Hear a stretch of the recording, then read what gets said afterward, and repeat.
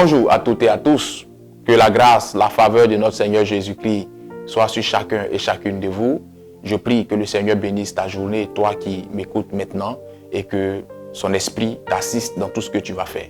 Bienvenue à notre dévotion matinale qui aura pour thème Maison et royaume divisés. Matthieu le chapitre 12, verset 25, qui s'affiche maintenant sur ton écran, déclare en substance qu'un royaume divisé ne peut subsister. Amen. Tu sais, c'est une grâce de fonder un royaume. C'est une bénédiction de fonder une famille. Parce qu'en dehors de la santé, la famille est l'une des richesses qu'un homme, qu'une femme puisse posséder. Tu as prié Dieu, tu as fait mains et pieds pour fonder une famille. Et Dieu t'a fait la grâce de fonder cette famille pour laquelle je bénis son nom. Cette grâce s'est encore plus manifestée en ta faveur lorsque, au sein de ta famille, il y a eu des naissances. En un mot, Dieu t'a permis d'avoir des fils et des filles dans la famille qu'il t'a fait la grâce de bâtir. Mais vois-tu, l'un des plus grands drames, l'une des plus grandes catastrophes qu'une famille puisse vivre, c'est d'être divisée contre elle-même. En vérité, une famille divisée contre elle-même ne peut subsister. En vérité, une famille divisée contre elle-même n'aura même plus besoin que le diable se mette en ordre de bataille contre elle, parce qu'elle-même se chargera de s'auto-détruire. Il est important pour toi, parent, il est important pour toi, fils, pour toi, fille d'une famille, de comprendre ces choses-là. La division dans une famille ne vient pas d'abord par les influences des ténèbres ou par les influences des démons. La division dans une famille vient souvent et généralement par l'attitude des parents, par le manque de sagesse des parents. Dans une famille, quel que soit le problème, que le père évite de monter les enfants contre la mère et que la mère, à son tour, évite de monter les enfants contre le père.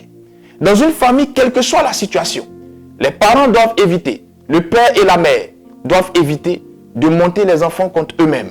Quel que soit l'amour que vous porterez pour l'un, quel que soit l'amour ou la préférence que vous aurez pour l'autre, vous devez éviter de monter les enfants contre eux-mêmes.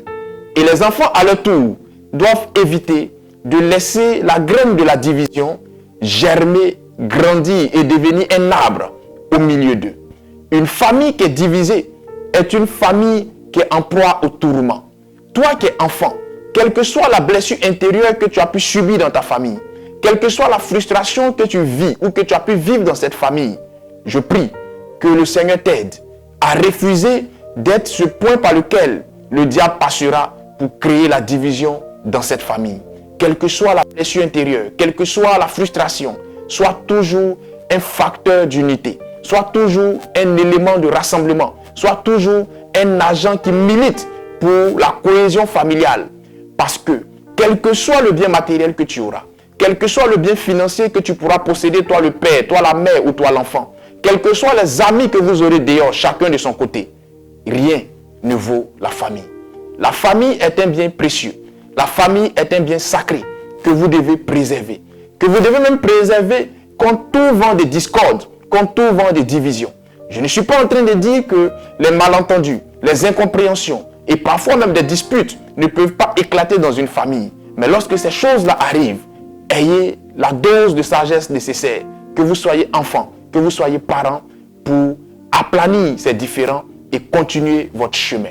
Pour toi qui es enfant issu d'une famille, ayant sa mère hors de la cellule familiale, pour toi qui es fils issu d'une famille, ayant son père hors de la cellule familiale, quel que soit ce qui se passe au sein de cette famille recomposée, veille à ce que la division ne vienne pas de toi. Quel que soit ce que ta mère ou ton père te dit lorsque tu vas le voir ou tu vas la voir, veille à ce que la division ne vienne pas de toi. Veille à ce que ta famille demeure unie.